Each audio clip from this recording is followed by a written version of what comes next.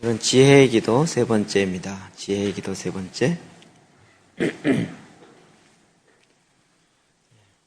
의로운 일꾼이라는 제목인데요. 앞에 나와 있는 대로 잠언 24장 30절부터 34절, 23장 4절, 10장 4절 5절 읽겠습니다. 시작. 내가 게으른 자의 밭과 지혜 없는 자의 포도원을 지나며 본즉 가시덤불이 그 전부터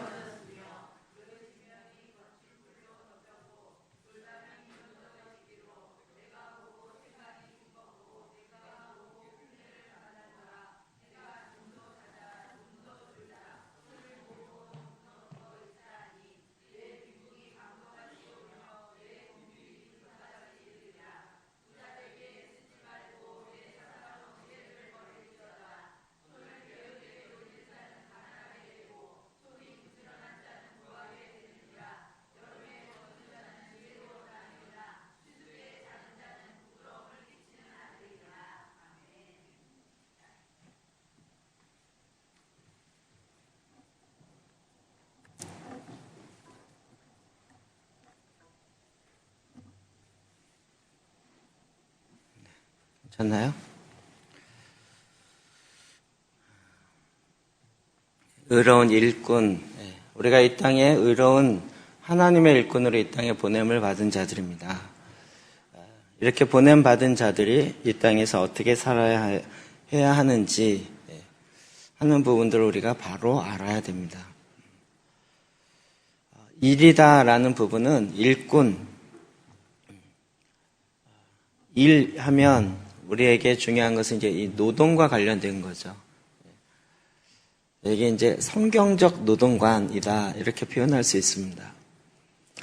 성경에서 이야기하는 일에 대한 생각과 이 세상에서 혹은 내가 그 영향을 받은 내가 일에 대해서 생각하는 것과 굉장히 다른 부분이 많습니다.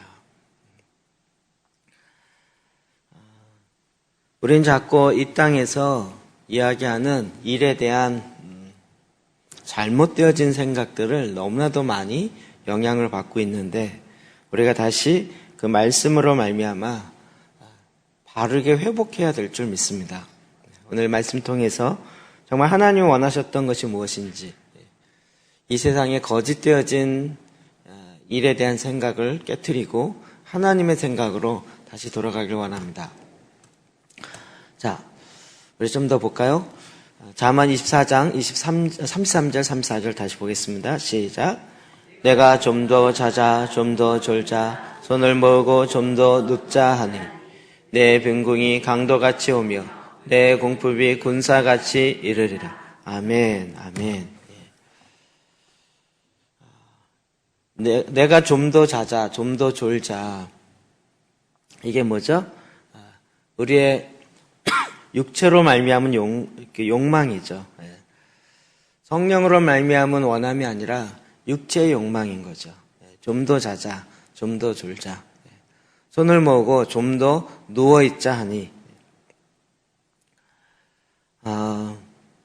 우리의 몸은 자꾸 이런 것들 요구해요. 육체의 욕망은 더 게으르고 더 편안해지고 싶고 이것이 육체의 마땅한 욕망이에요.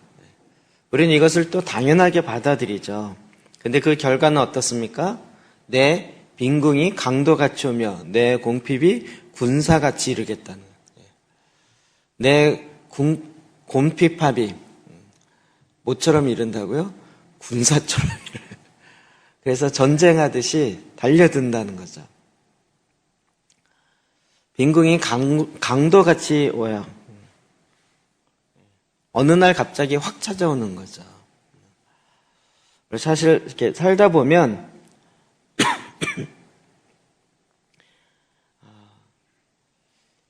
우리는 이런 일들 이렇게 종종 경험합니다. 그러면서도 불구하고 우리는 자꾸 이렇게 좀 더 자자, 좀 더 졸자 하는 것을 굉장히 이렇게 뭐랄까 지혜로운 것처럼 착각하는 거죠.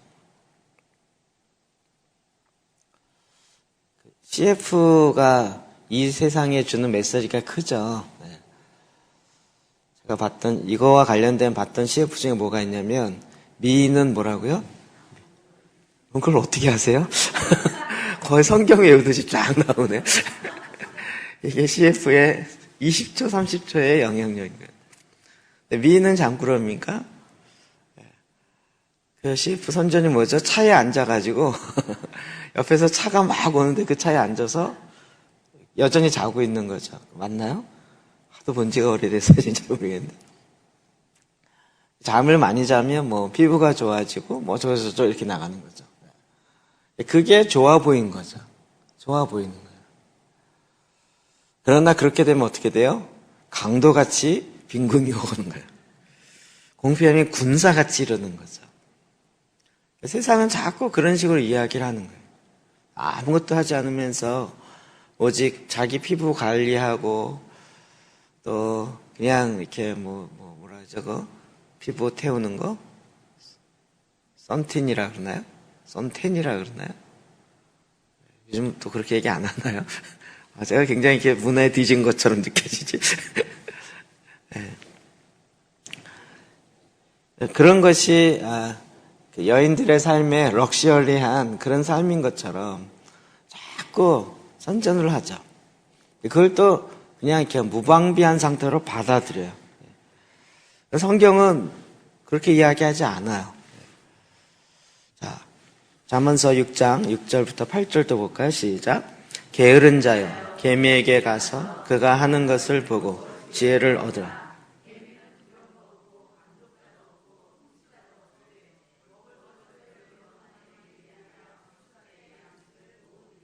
아멘. 게으른 자여, 개미에게 가서 그가 하는 것을 보고 지혜를 얻으라. 제가 이거를 왜 이런 생각을 좀 많이 하게 됐냐면 한번 충격이 있어서 그래요. 제가 그때 정기적으로 금식을 할 때인데 그때는 3일씩 한 게 아니고 이제 뭐 보통 마음 먹고 하면 이제 7일이나 21일 이렇게 할 때였어요. 그러니까 이게 7일 지나면 그다음부터 표가 확 나잖아요. 사람들이 주변에 있는 저를 보면서 주변에 있는 사람이 저를 보면서 왜 그러냐고, 아프냐고 해서 아니라고, 말도 못하고 이러는데 점점 빠지니까. 그래갖고 이제 이게 또 얘기가 화제됐어요. 살이 빠져서 얼굴부터 빠지니까 티가 확 나잖아요. 그랬는데 그 옆에 있는 목사님이 몸을 만드시는 분 있죠, 이렇게. 그 피트니스 다니면서 이러는 분이에요. 근육을 만드시는 분. 그러면서 막 뭐라 그러는 거예요. 7일이 지나면 근육이 빠진대요. 살이 빠지는 게 아니라 근육이 빠진대요. 그 근육 만들기가 얼마나 힘든데 그거를 빼냐는 거예요.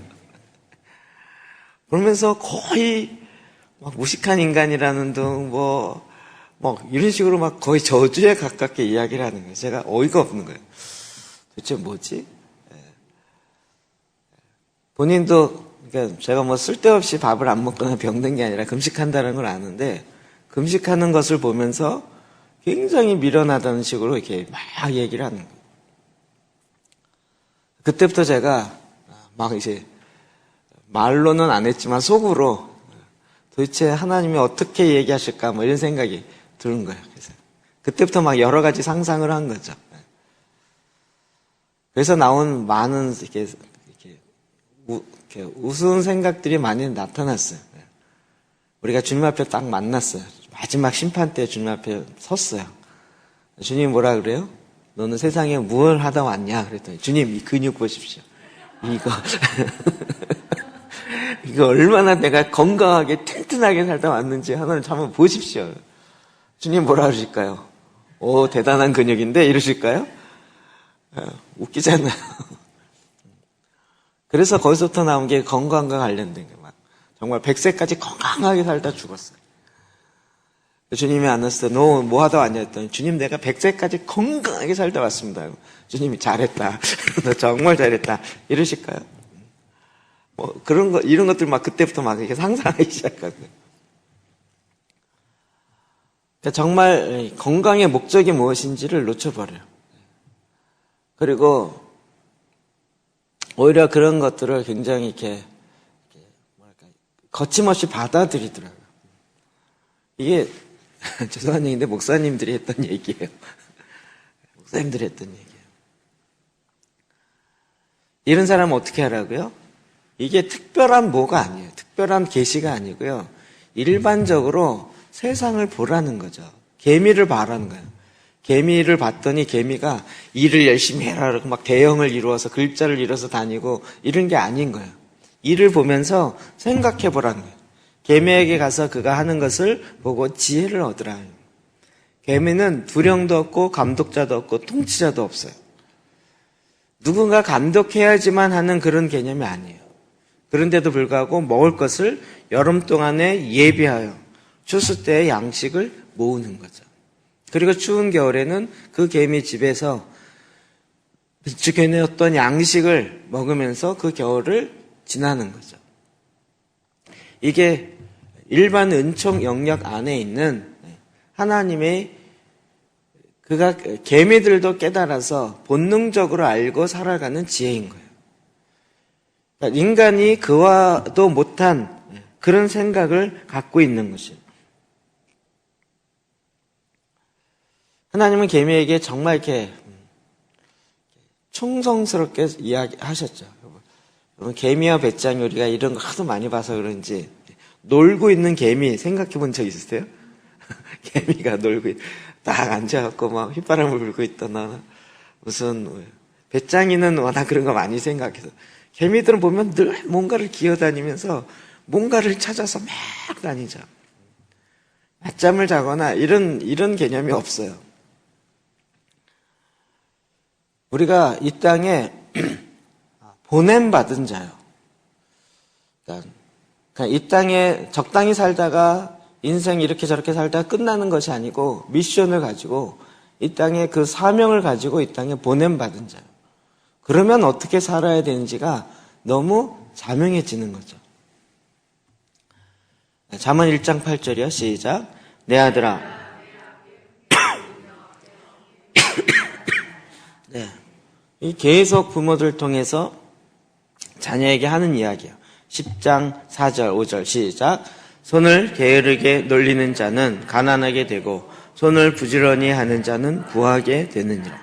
여름에 거두는 자는 지혜로운 아들이나 추수 때에 자는 자는 부끄러움을 끼치는 아들이니. 아멘. 아멘. 자, 이 얘기 몇 번 드렸어요. 일반 은총과 특별 은총의 그 관계요. 저도 이거 처음에 듣고 깜짝 놀랐어요. 왜냐면 제가 어렸을 때부터 들었던 교회의 설교는 이렇게 구속사, 구원의 은총이 너무 큰 거예요. 그래서 성경을 구속사로 봐야 되고 다 구원의 개념으로 이야기하는 거예요. 그런데 이제 제가 열심히 듣고 쫓아다녔던 그 박영선 목사님이 특별 은총보다 일반 은총이 훨씬 크다는 거예요. 일반 은총도 하나님의 은총이에요. 일반 은총이 뭔지 아시죠? 그냥 비가 오는데 믿는 사람에게만 비가 오는 게 아니라 믿는 사람에게만 햇볕이 비춰지는 게 아니라 하나님이 이 세상 모든 사람에게 하나님의 은총을 허락하세요. 그렇죠? 그게 다 은총이에요. 근데 우리는 너무나도 구원받은 은총, 특별한 은총 여기에만 집중하다 보니까 일반 은총의 영역에 있어서는 굉장히 무시하는 경향이 있어요. 일반 은총적으로는 몰라도 구원만 받으면 하늘나라 가기 때문에 최고라는 거예요. 근데 구원받은 우리의 사명이 무엇이에요? 이 땅에 보냄받은 자이잖아요. 그래서 그 구원의 계시로 말미암아 거듭난 자는 이 땅의 일반 은총 영역에 구체적으로 삶을 살아내야 되는 거죠. 이게 큰 거죠. 그러니까 믿음은 있는데 세상의 삶에 대해서는 너무 모른다.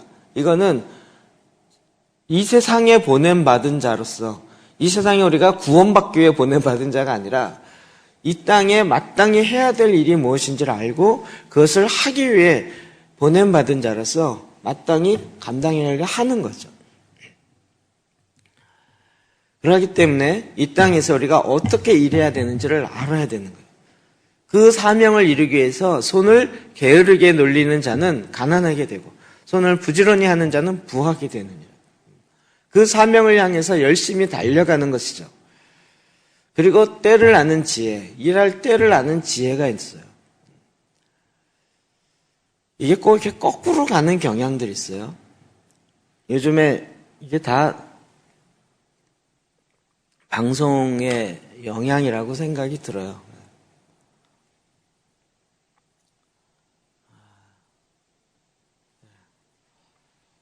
방송국의 영향인 것 같아요. 제가 보기엔.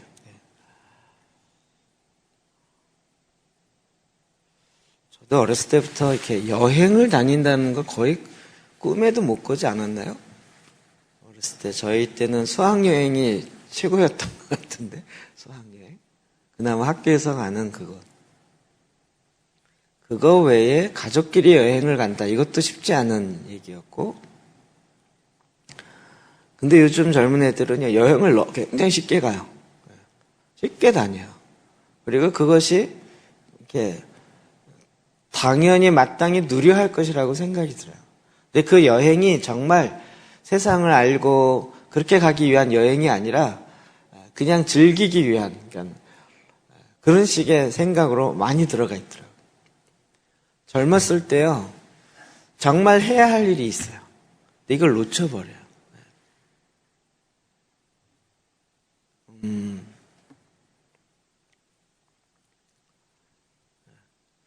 모든 나이가 그때에 맞게 해야 될 일이 있어요. 해야 될 역할이 있어요. 이걸 거꾸로 가는 게 참 이상한 거죠. 젊었을 때는 실패를 하더라도 이것저것 하면서 자기의 사명을 찾아서 계속 나가야 할 때고요. 이제 중년이 들어오면 자기가 하는 일에 대해서 찾았을 뿐만 아니라 그 부분에 있어서 이제는 나름대로 전문가의 수준의 이야기를 들어야 되는 거죠. 근데 이게 거꾸로 가면 골치 아픈 거예요. 40, 50이 됐는데 젊은 애들처럼 뭔가 이렇게 하려고 막 헤매고 있고, 막 60, 70이 됐는데 젊었을 때 못했던 거를 막 하려고 한다면 약간 좀 특이한, 요즘 또 그걸 되게 좋아 보인다 그러더라고요. 이건 인생을 제가 생각하기엔 거꾸로 사는 거예요. 거꾸로 사는 거예요.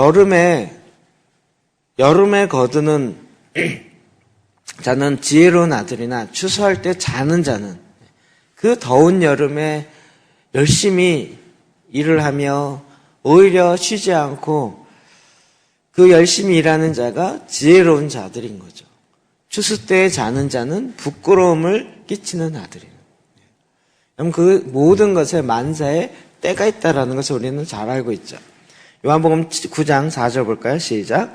때가 아직 낮음에 나를 보내신 이의 일을 우리가 하여야 하리라. 밤이 오리니 그때는 아무도 일할 수 없느니라. 아멘. 그러니까 실로암의 그 맹인을 눈뜨게 하는 사건과 관련된 거죠. 그래서 이거는요, 그냥 장님을 눈뜨게 했다라는 사건으로 끝나지 않고 우리에게 주는 강력한 메시지가 있는 거죠. 눈을 뜨고 마땅히 일할 때가 있는 거예요. 낮과 밤. 아들프 박사님도 이야기를 했죠. 낮과 밤이 있다. 일하지 못할 때가 있다는 거예요. 그래서 일할 수 있을 때에 우리가 최선을 다하여 일하는 것은 당연한 일이죠. 그럼 이 부분에 있어서 정말 우리가 영의 눈을 떠야 되는 거예요. 영의 눈을 떠야 돼요.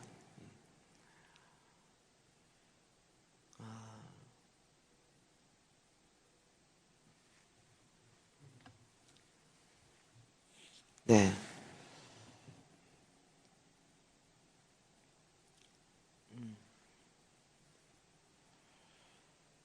제가 최근에 지난번에 이제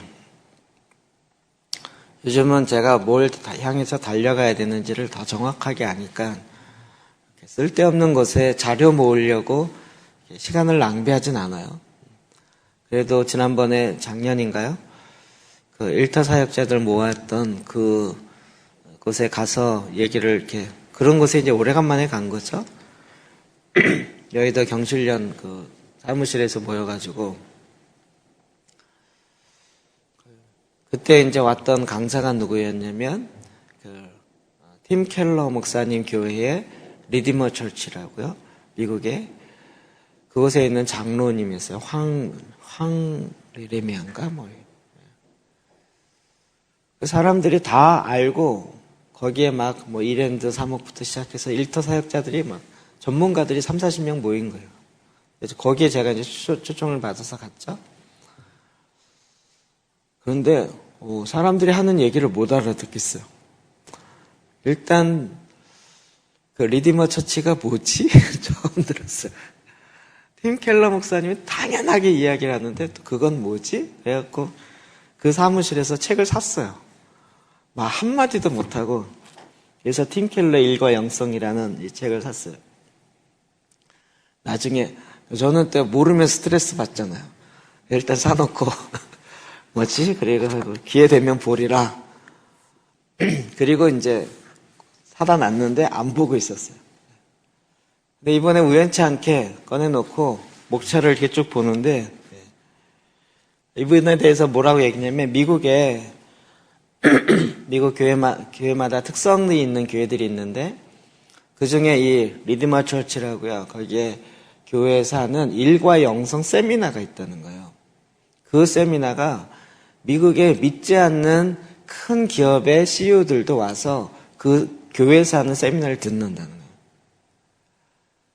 그래서 일반 세상의 그 일꾼들, 세상의 전문 CEO들도 그 세미나에서 굉장히 많은 도움을 받고 이거 굉장히 이렇게 막 예약자가 밀려 있다는 거예요. 제가 혹했죠. 그래?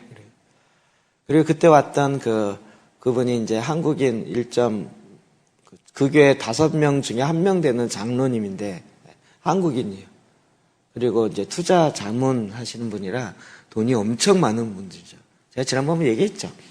그래서 한국에 5억을 기증하고 이거 갖고 젊은이들 진로와 비전을 좀 개발할 수 있는 쪽으로 사용해 달라. 이래가지고 이제 시작된 거거든요. 그래서 이제 책을 봤어요. 그래서 이번에 처음으로 목차를 봤어요.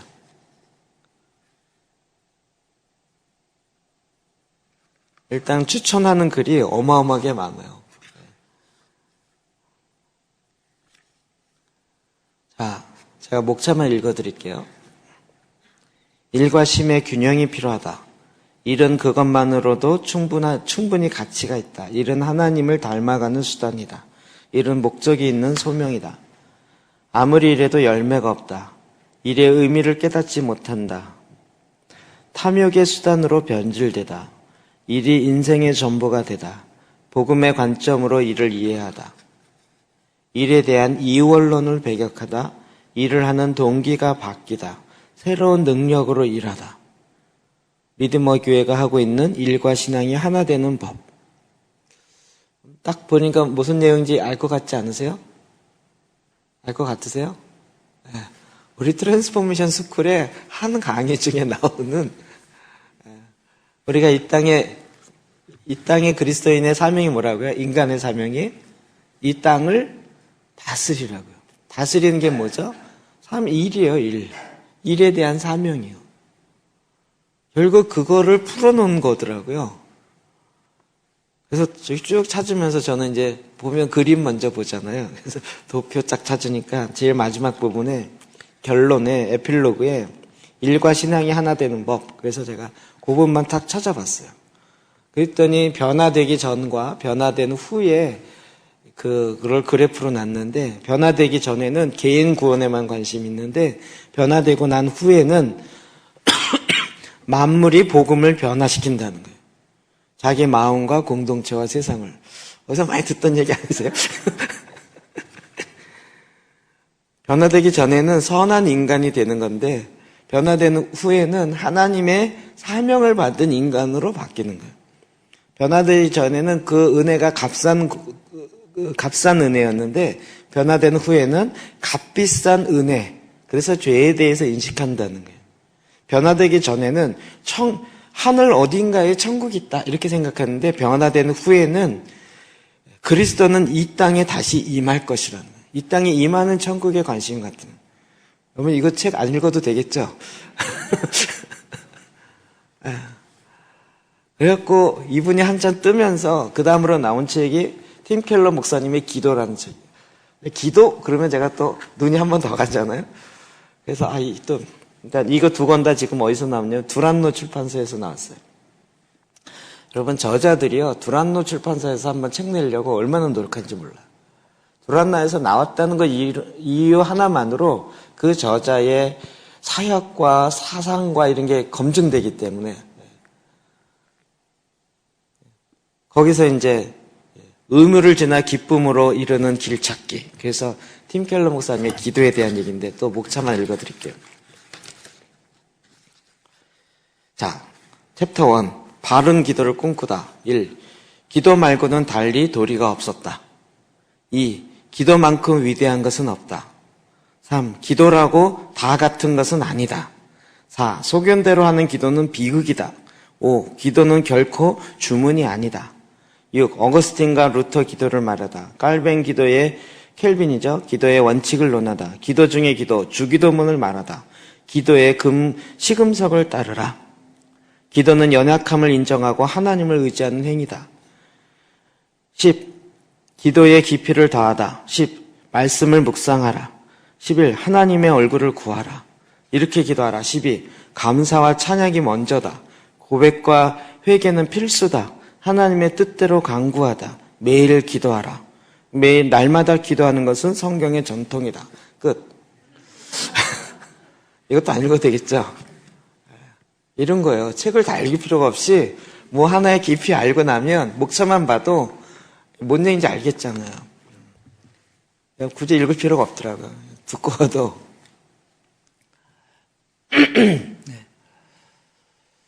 하나님 지금 이 시대에 정말 열심히 일하는 것이 아니라 바르게 일하는 것이 무엇인지를 알고 싶어요. 근데 이걸 누가 알 수 있어요? 그리스도인이 알 수 있는 거죠.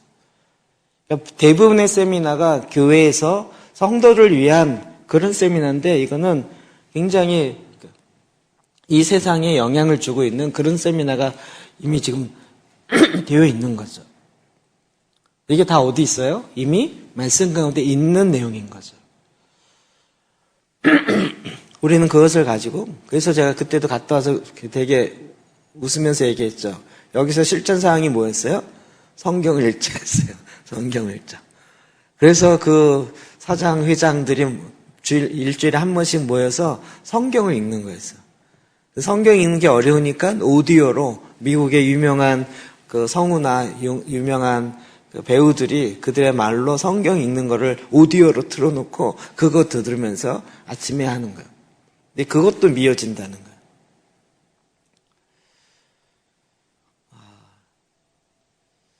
하나님은 우리에게 이미 정확하게 알려주시고 있죠.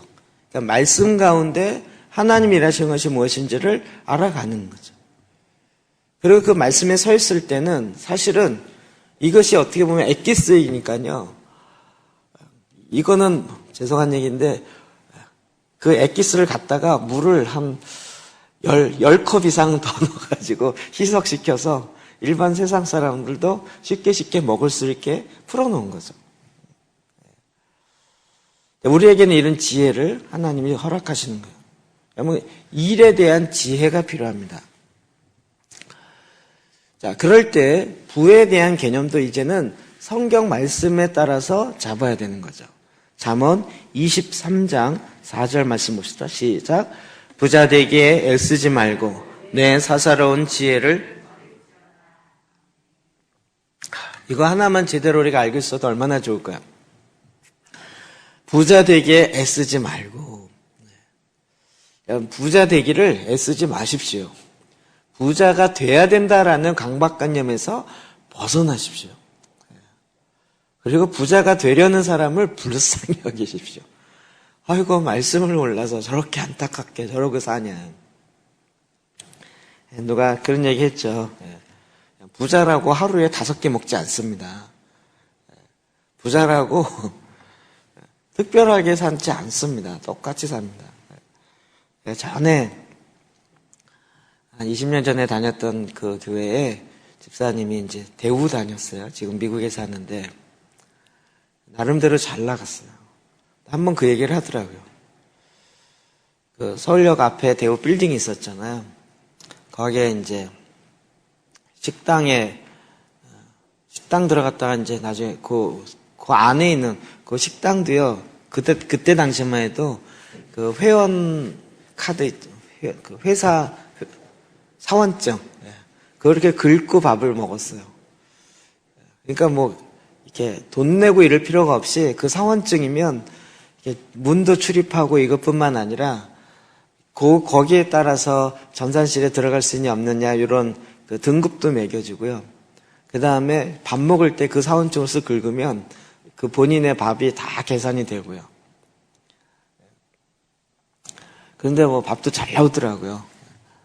그런데 한 번은 밥을 먹고 커피를 마시러 갔는데 거기에 그 사장하고 회장하고 같이 앉아 있는 거예요. 한 번 만나기도 힘든 그 사람이 저기 앉아갖고 같이 이제 커피를 마시는데 다들 막 말단 직원부터 시작해 이러니까 뭐 한 번 악수도 못하는 사람이죠. 그래서 밥을 먹는데 그래갖고 계속 이제 이렇게 봤다는 거예요. 그랬더니 얘기하면서 이 사람들이 자기가 보니까 똑같다라는 거예요. 커피 마시는데 뭐 특별한 거 아니고요. 앉았는데 어떤 사람이 앉아갖고 거기에서 발을 이렇게 책상 자리로 닦고더니 양발을 벗더래요. 사는 거 이렇게 계속 얘기하는 거 보니까 보통 사람 얘기하는 거하고 똑같아요. 그 집사님이 한 얘기가 있어요. 여러분 그거 큰 차이가 아니라고요. 똑같은 고민하고 똑같은 얘기. 오늘 뭘 먹을까를 똑같이 고민하고요. 똑같이 살아가는 거예요. 그거 보면서 자기가 내가 차라리 마음이 편하다 이 생각이 들었다는 거예요. 우리는 이게 내가 부자가 돈이 없어서라고 자꾸 생각하는데 그거는 말씀이 없어서예요. 진리 가운데 있지 않기 때문에. 돈이 없어서가 아니에요.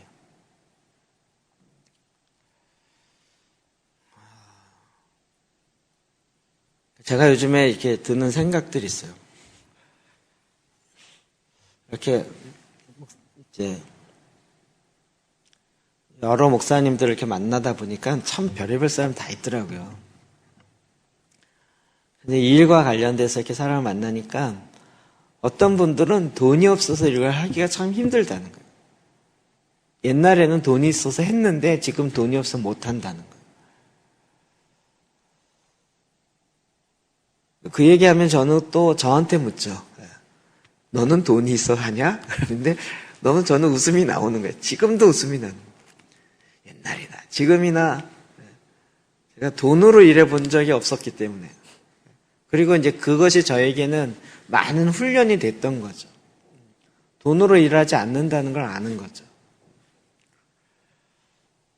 근데 본인은 지금 옛날은 돈이 있어갖고 돈으로 일했는데 지금은 돈이 없어서 일을 못 한다는 거예요. 이게 되게 맞는 얘기인 것 같죠. 근데 지금은 옛날 방식으로 또 일하려고 하는 거예요. 지금도 돈으로 일하면 어떻게 될까요? 망하는 거예요. 돈으로 일하면 옛날에는 돈으로 일했기 때문에 주변에 그런 돈을 바라는 사람들이 많이 있었던 거예요. 사실은 자기 주변에 많은 인재가 있었던 것이 아니라 돈 때문에 흘려지는 떡고물을 먹고자 했던 사람이 이상한 사람이 많았던 거예요, 사실은. 근데 지금은 자기가 돈이 없어서 주변에 사람이 없대요. 그건 없어야 할 사람이었던 거죠. 제가 저보다 나이만 어렸으면 딱 데려다가 가르치고 싶더라고요. 이제는 정말 돈을 의지해서 일하는 것이 아니라 하나님의 방법으로 하나님의 말씀으로 일해야 된다는 걸 알아야 되는데 옛날 습관이 그게 벗어나지 못하니까요. 너무 힘들어하는 거예요.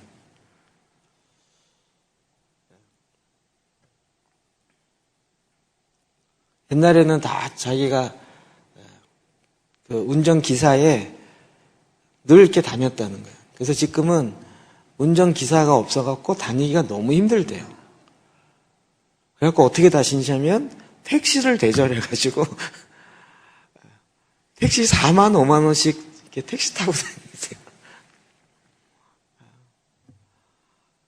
최근에 만났는데 이제 전철 타는 걸 배워갖고 어디든지 나이도 많으셔서 이제 무임으로 다닐 수 있으니까 다닐 수 있다고 자랑하시더라고요. 그 힘든 게 우리가 생각 웃기죠. 기사가 없어갖고. 그게 본인이 과거의 삶에 그렇게 살았기 때문에 그런 것이지, 실제 정말 돈으로 일하는 것이 아니더라고요.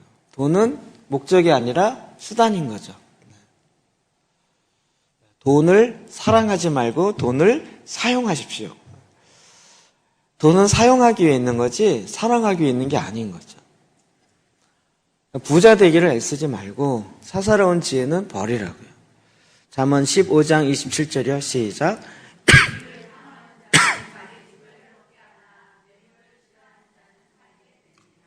아멘. 이익을 탐하는 자는 자기의 집을 해롭게 합니다. 그러니까 내가 수고한 것으로 말미암은 이익이 아닌 것은 나를 해롭게 해요. 이건 말씀에 정확하게 있습니다. 뇌물을 싫어하는 자는 살게 되느니라. 그럼 그리스도인이 복권을 통해서 뭔가 하나님의 은혜를 얻으려고 하는 분들이 가능히 있는데요. 그건 내려놓으십시오. 포기하십시오. 이익을 탐하는 자는 자기를 해롭게 할 수밖에 없습니다. 그렇게 생긴 돈은 좀 그렇게 나갈 수밖에 없습니다. 자, 마태복음 6장 19절, 24절 시작. 너희를 위하여 보물을 땅에 쌓아두지 말라. 거기는 종과 동록이 해하며 도둑이 구멍을 뚫고 도둑질하느니라.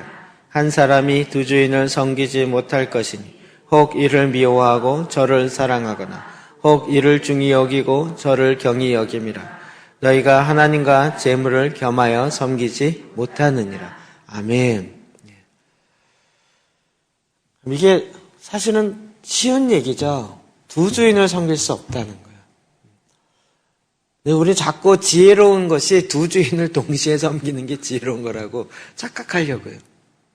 두 주인을 섬길 수 없습니다. 돈은 그냥 돈으로 끝나지 않고 그 뒤에는 만몬이라는 진짜 그 사탄의 이름이 만몬인 거예요. 그래서 그 만몬을 섬기도록 되어 있습니다. 한 사람이 두 주인을 섬기지 못할 것입니다. 돈으로부터 자유로운 것은 돈의 주대심을 그 만몬의 영향으로 끌려가는 것이 아니라 내가 하나님을 섬기는 하나님의 명령에 따라 살아가는 것이 돈으로부터 자유로울 수 있는 길입니다. 그러면 그것을 테스트하는 방법은 뭐냐면요. 내가 돈이 있을 때와 없을 때 내 모습을 보는 거예요. 내 지갑에 돈이 두둑할 때와 없을 때 내 모습을 보는 거예요. 그리고 그 모습 속에서 이제 나를 훈련하는 거예요. 제가 이렇게 보니까 사람들은 누구나 다 돈에 대한 하나님의 훈련을 받는다라고 생각이 들어요. 대부분은 다 이 훈련을 다 하더라고요. 돈에 대한 훈련이요. 있으나 없으나 하나님께서 그 돈에 대해서 관리를 할 수 있는 능력을 우리로 하여금 갖게 하는 거죠.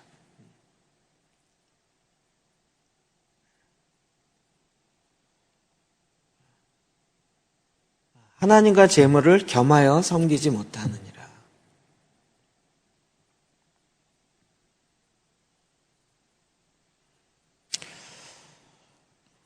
많은 예가 생각나는데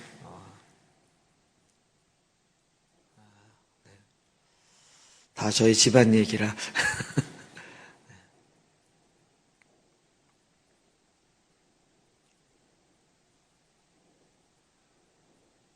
이 문제는 끊임없이 달려듭니다.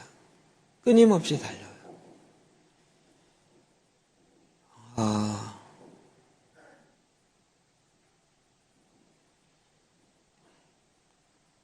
그래서 사람의 인정에 의해 살지 말고 하나님 앞에 서 있는 원칙에 따라 사는 것이 정말 중요합니다. 그 원칙이 있어야 돼요.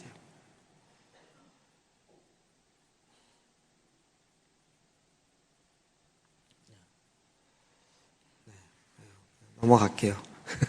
디모데전서 2장 9절, 6장 9절 10절입니다. 시작. 부하려 하는 자들은 시험과 올무와 여러 가지 어리석고 새로운 욕심에 떨어지나니 곧 사람으로 파멸과 멸망에 빠지게 하는 것입니다. 돈을 사랑함이 일만하게 뿌리가 되나니. 아멘.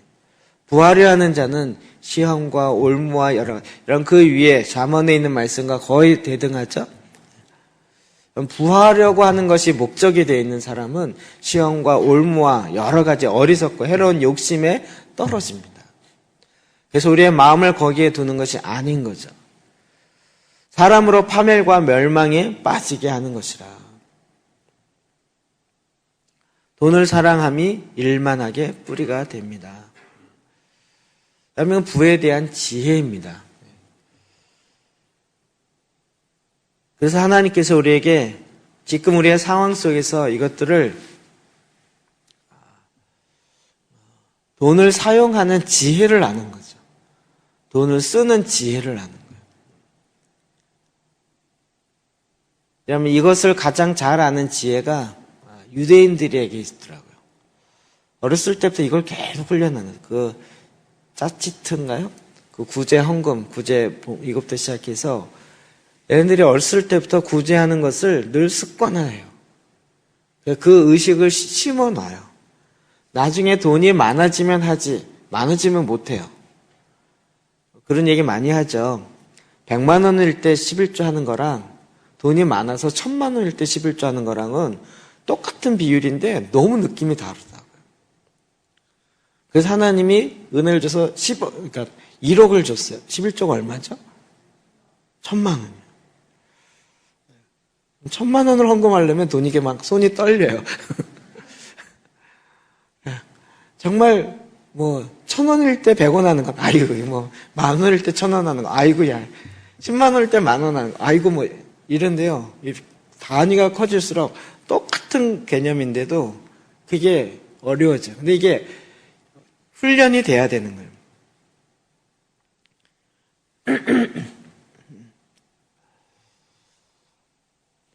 그런데 하나님은 그것을, 제가 이번에 릴리 목사님 그 교회 이렇게 보면서 어떻게 했을지가 감이 와요. 어떻게 했을지. 참 독특하지 않아요? 최성광 형제도 그렇고, 황망배 형제도 그렇고요. 11조 얘기를 꼭 해요. 대만 갔더니 또 11조를 아예 통계로 냈어요. 우리 교회 11조 내는 퍼센티지 80 몇 프로에서 90 몇 프로 이렇게 돼 있더라고요. 그걸 통계를 내서 딱 보여줄 정도예요. 왜 그럴까요? 왜 그럴까요? 우리나라에서 그렇게 하면 난리 나겠죠? 제가 보기에는 이제 그분들이 일하는 패턴을 이제 대충 아니까 성경을 연구했겠죠. 그렇죠? 성경을 연구하고 11조와 관련된 하나님의 말씀을 잡았겠죠. 그러면 그걸 또 원칙으로 세웠겠죠. 그리고 그 원칙대로 다 같이 살아야 된다라고 계속 얘기하고 점검하고 확인하고. 그러니까 희한하게 목사님이 11조 얘기가 아니고 그냥 일반 성도들이 11조 얘기를 해요. 왜요? 하나님이 우리에게 준 말라기에 나타난 것처럼 하나님을 시험하여 보라. 하나님이 우리에게 준 하나님의 방법이기 때문에 이 방법대로 가야 된다라는 게 말씀의 순종의 차원에서 그게 다 이렇게 모든 성도들이 동일한 얘기를 하더라고요.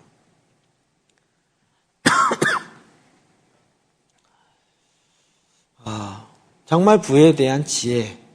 그래, 그게 습관화되는 거죠. 습관화되는 거. 그러면 우리는 돈이 필요하면 어떻게 해요? 돈이 필요하면 어디서 돈을 얻을까? 이렇게 생각하지 않고요. 먼저 돈에 대한 하나님의 관점이 있으면 내가 어디다 심어서 그 열매로 받을까? 이 생각을 해야 되는 거죠. 그렇지 않을까요? 심은 대로 거두고 하나님은 그걸 이루게 하시니까.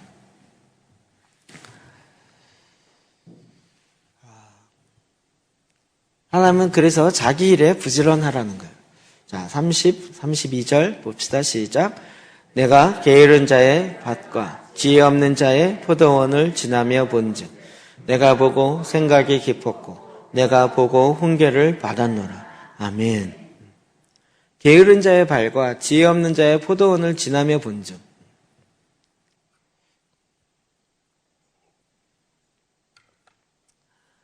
우리끼리니까 얘기해야지.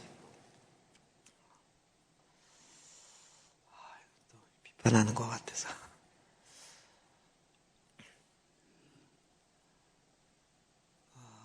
DK를 하면서 제가 늘 착각하는 것 같아요. 제가 늘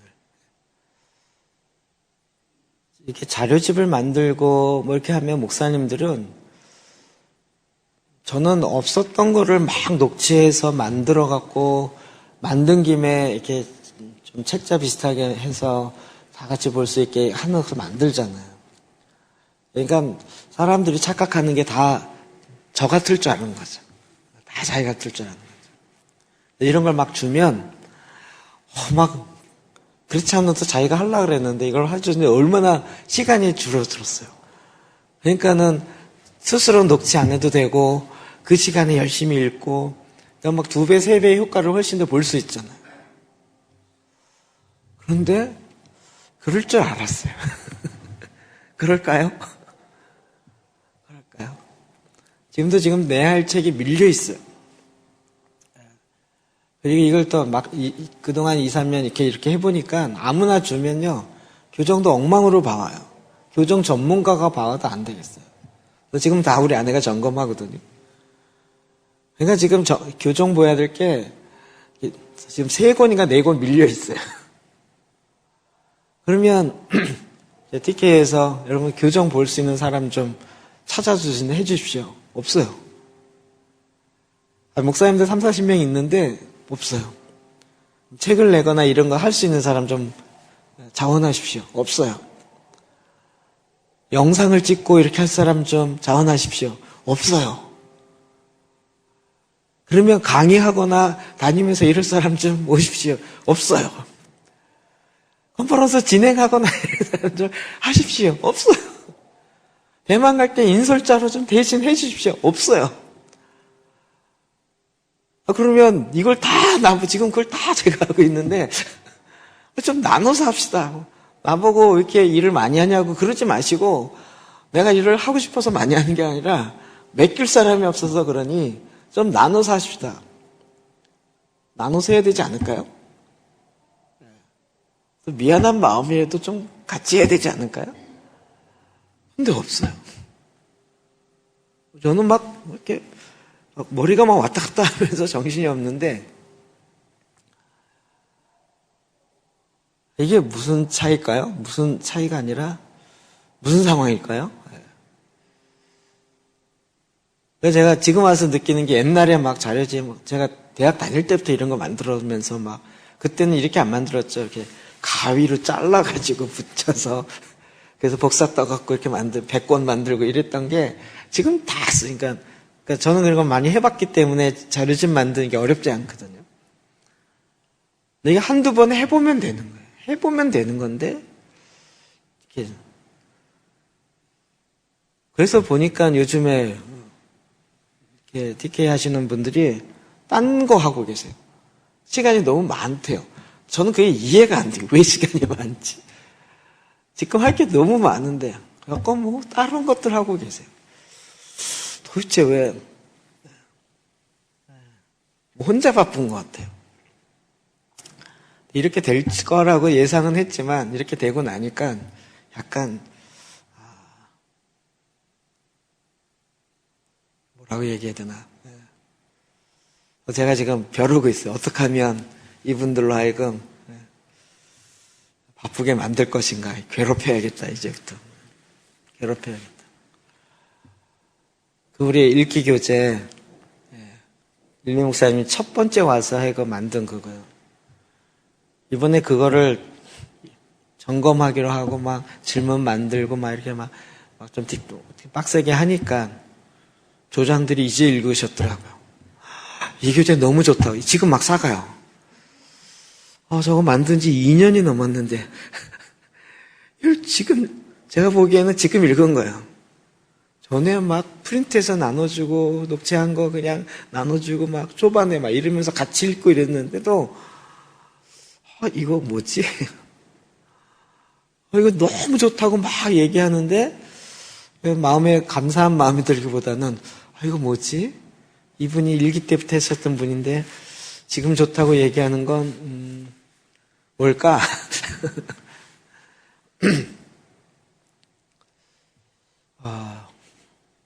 정말 자기가 맡은 일에 부지런한 12장 24절이요. 시작. 부지런한 자의 손은 사람을 다스리게 되어도 게으른 자는 부림을 받느니라. 정말 하나를 계속 개발하기 시작하면요, 그건 계속 나와요. 게으른 자는 부림을 받느니라. 이게 인간적인 건지 모르지만 데이비드 차 형제가 전화가 왔어요. 그 형제가 하는 기도 모임, 정기 기도 모임이 이제 얼마 전에 시작했는데 1년 넘었어요. 이제 거기 와서 강의를 해달라는 거예요. 데이비드 차 형제가 우리 초반에 저희 교회에서 첫 번째 강사로 온 외부 강사 첫 번째였잖아요. 3일 동안 저녁에 집회를 했어요. 그때 물론 이제 그 마지막 성도 마지막 시대 책이 확 떠가지고 그런 것이기도 했지만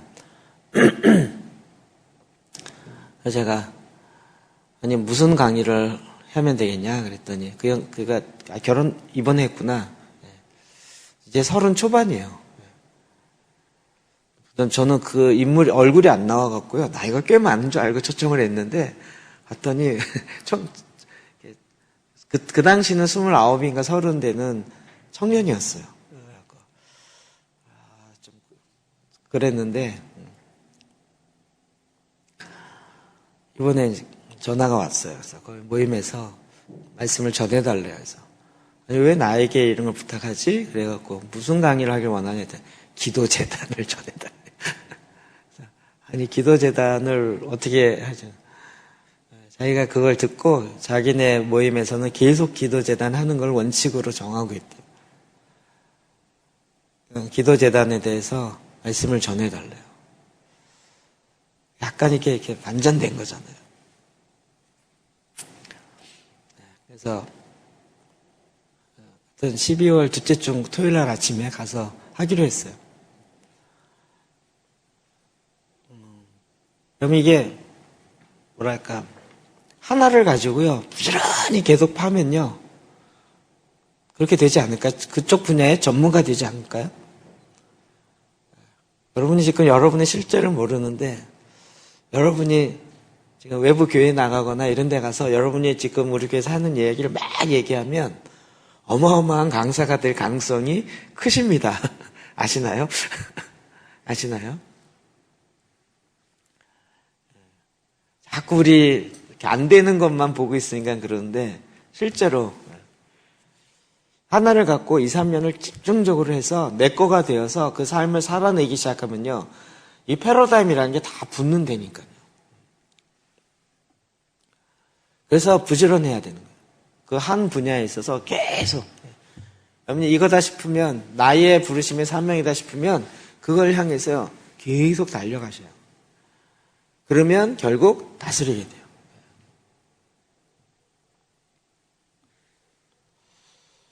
잠언 22장 29절이요. 시작. 내가 자기 일에 능숙한 사람을 보았느냐? 이러한 사람은 왕 앞에 설 것이요 천한 자 앞에 서지 아니하리라. 아멘. 자기 일에 능숙한 사람을 보았느냐?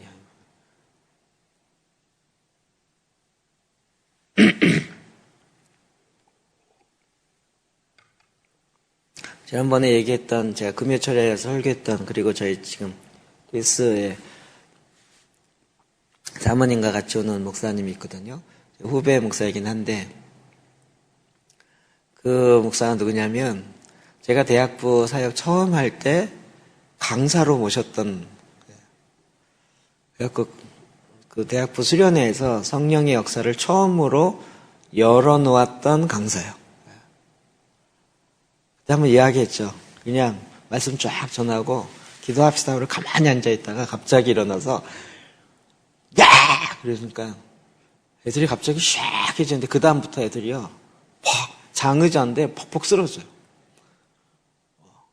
그래갖고 막 그때 수련회가 한 5, 600명 갔던 것 같아요. 한 50명에서 100명 애들이 서서 기도한 것도 아니고 손대고 기도한 것도 아니고 그냥 수양관 장의자예요. 근데 거기서요 쓰러지는데 그냥 바닥 쓰러지죠. 그래갖고 장의자니까 그 사이에 갖고 거기서 막 뒹굴고 막 이러는 거예요. 와, 이건 또 뭐야. 그래갖고 제가 그때 성령과 이런 걸 잘 모르는 상황이라 처음이라고. 야, 저건 또 뭐야. 그래갖고 애들이 그때 막 영적으로 막 열리기 시작해갖고 첫 번째 사건인데 그때 강사로 왔던 목사님이거든요. 그래갖고 근데 지금은 이제 상황이 반전됐어요. 그때 이제 막 뭐 어떻게 이런 게 되냐 그래 물어보고 그랬더니 뭐 약간 대답하고 그랬어요. 지금 와서 이제 제가 그때 얘기를 다시 하면서 그때 잘 나갔었는데 왜 그러냐 그랬더니 잘 나갔대요.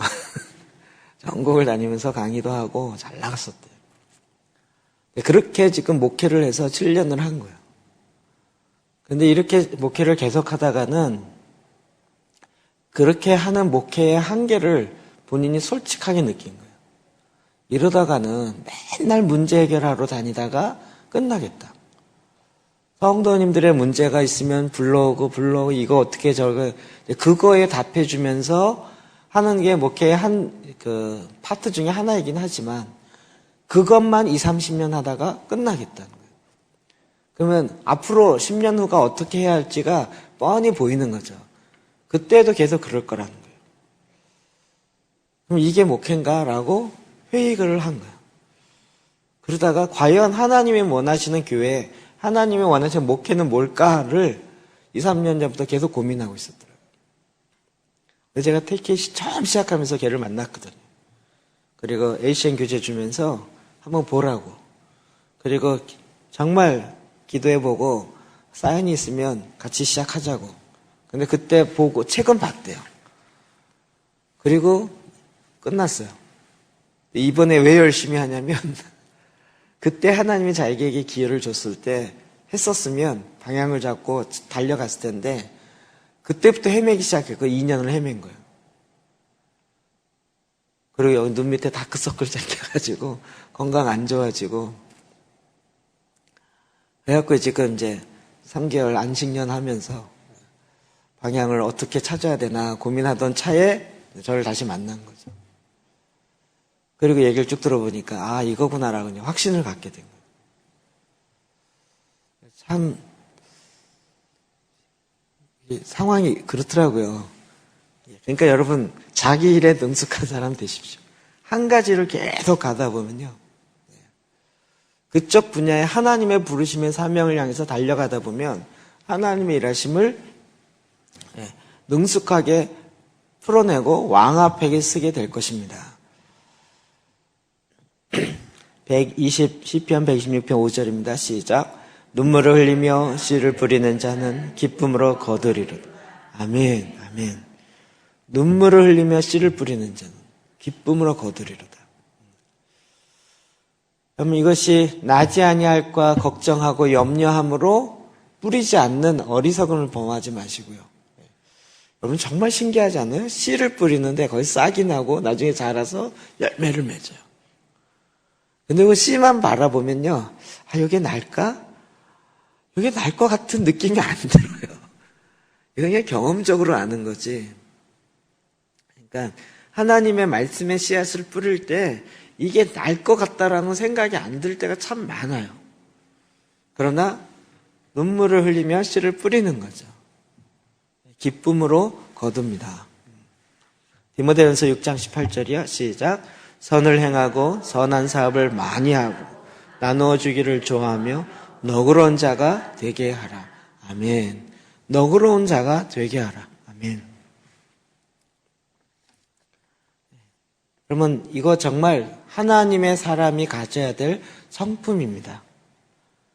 제가 이 팀 켈러 목사님이 정말 그때 처음에 얘기해 줄 때, 와, 저건 또다시 넘어야 할 산이구나. 그리고 언젠가는 해야 되지 않을까 싶게 두었던 책인데요. 이번에 보면서, 아이고, 이거 뭐, 정말 하나님이 일하신 것이 우리한테 정말 기쁨이 되는 건 많더라고요. 자꾸 자랑하는 것 같아서 조심스럽긴 한데요. 제가 이런 식으로 해서 산을 넘어온 게 몇 개 있어요. 산을 넘어온 거.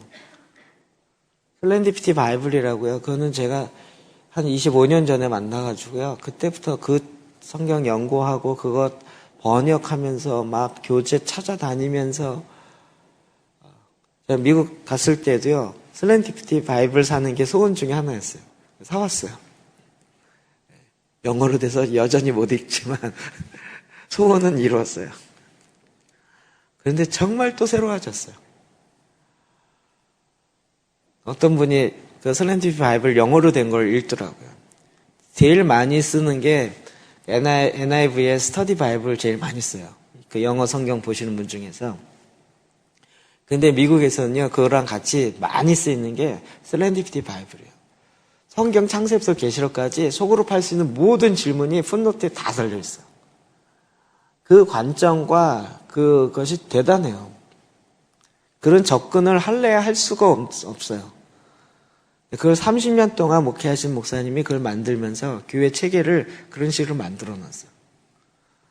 근데 그거를 제가 30년 전부터, 20 몇 년 전부터 계속 쫓아가면서 그때마다 산 거예요. 그러니까 그 계보를 제가 딱 알고 있는 거죠. 슬렌디피티 바이블이 어떻게 지금 미국에서 사용되고 있는지까지도. 그래서 목사님 어느 분이 오셔서 이제 소그룹에 대한 이야기를 하게 돼서 소그룹이요. 제가 예 하나 보여드릴게요. 그래서 그걸 그동안 모았던 자료와 번역된 걸 쫙, 바인드 됐던 걸 쫙, 이만큼 있어요. 이게 1985년도에 처음 만난 게 이 책이고요. 그 다음에 이걸 번역하기 시작해서 여기 나온 거고요. 그 다음에 만들었던 게 요거고요. 그 다음에 요걸 하려고 했는데 엠마오에서 그걸 번역했어요. 한국에서 슬렌디피티 코리아라는 팀이 생겼어요.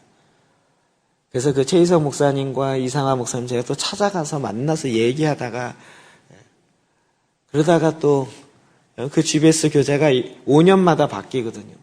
출판사가 또 갈등이 생겼어요. 또 엎치락뒤치락 하다 지금 뭐 거의 사라지다시피 했어요. 근데 저는 그 흐름을 아니까요. 소그룹에 대해서 어떻게 해야 되는지가 너무나도 이렇게 확연하게 다가와요. 정말 그 과정을 알아가는 것도 너무 귀하더라고요.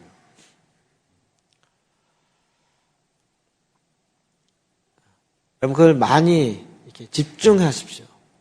여러분 지금 말씀하는 거에 집중하세요. 제가 원하는 건 정말로 이제 마음에 더 확신이 들었는데요. 지금은 이렇게 가지만 조만간 여러분이 나누자니까요. 제가 수요 예배를 이런 식으로 안 하고 원래 소망은 뭐냐면 저 유초등부실에서는 하나님의 현현방, 중고등부실에서는 하나님의 현현 다음에 뭐였죠? 시편. 여기서는 잠언. 그 다음에 저 유치부실에서는 4개 정도 해서요. 동시에 돌아가는. 그 다음에 또 다음 4개. 그러면 이게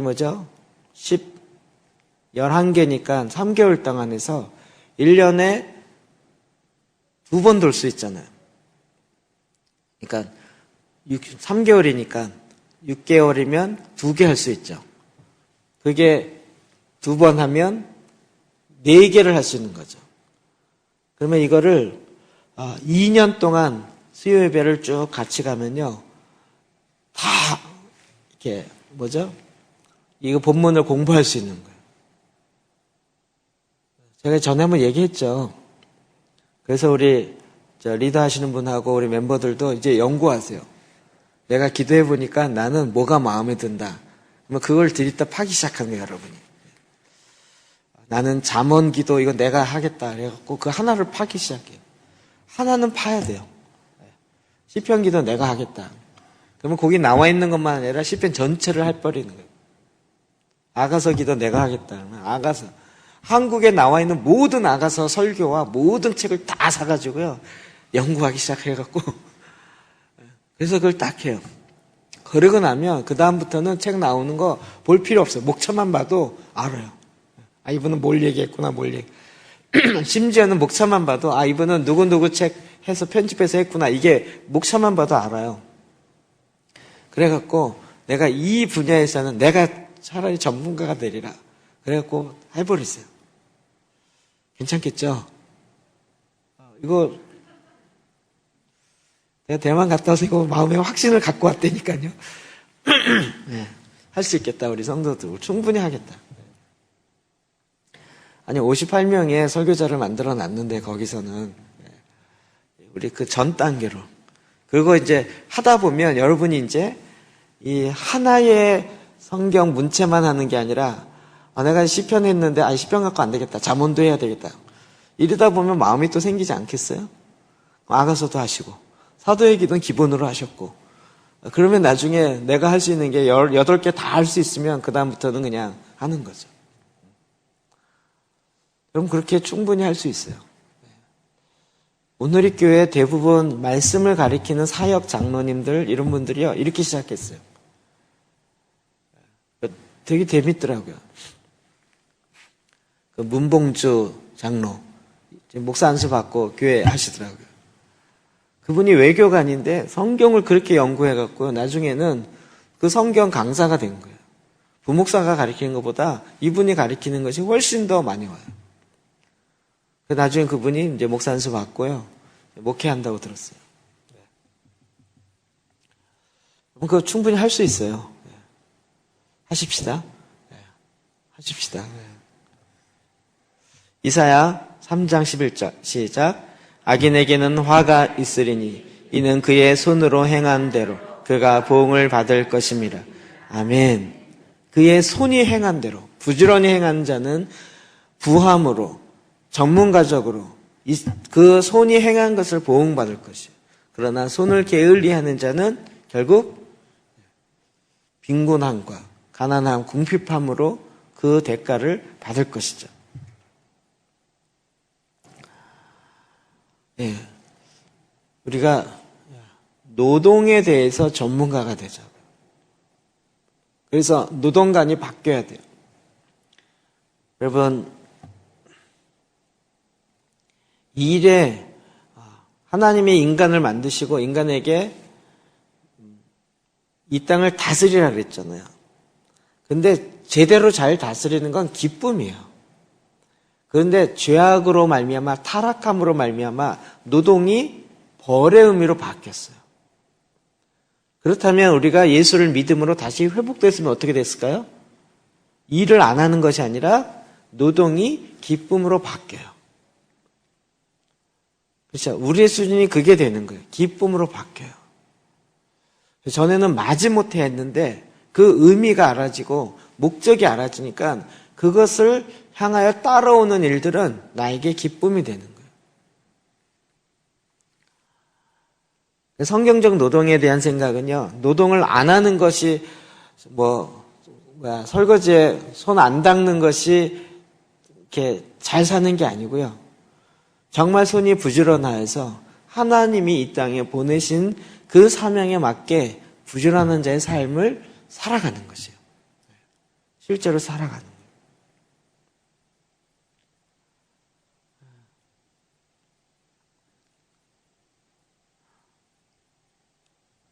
심지어는 요즘에 제가 이거 안 되겠다. 목사님들에게 PPT 훈련도 나도 시켜야겠다 생각이 들어요. 저 PPT 파워포인트 이거 하는 거요. 학원 다닌 적 없어요. 이거 그냥 제가 해서 하다가 이거 누가 보니까 막 글자가 날라가. 저건 어떡하는 거지? 하나씩 물어봐갖고. 누가 봤더니 또 막 글씨가 나왔다가 없어졌다가 막 그래요. 저건 또 뭐지? 저건 나랑 또 버전이 다른 건가 했더니 저도 다 기능이 있더라고요. 처음에 몰랐던 거예요. 그냥 글자 나왔다가 이것만 하다가 찾아보니까 그 메뉴 하나씩 보니까 다 있더라고요. 전에는 이거 글자를 못 맞춰갖고 그걸 하나하나 다 했었어요. 초창기는. 알고 봤더니 그냥 확 블럭 잡아서 한 번에 하면 다 잡히는 건데 그걸 몰라가지고 또 매번 할 때마다 이렇게. 그래서 제가 목사님들에게 이거 자료를 다 나눠주면서 PPT로 나눠주거든요. 그러면 그분들 해야 돼요. 근데 가르쳐 보면 그걸 못 고쳐가지고 자기가 새로운 걸 넣고 싶은데 못 고쳐갖고 막 한데 티가 딱 나요. 그래서 제가 이제 가서 막 도와드려요. PPT 강의를 도와줘. 필요하겠죠. 이거 재밌어요. 해보면 재밌어요. 그래서 그냥 이렇게 달라붙어요. 손에 달라붙어요.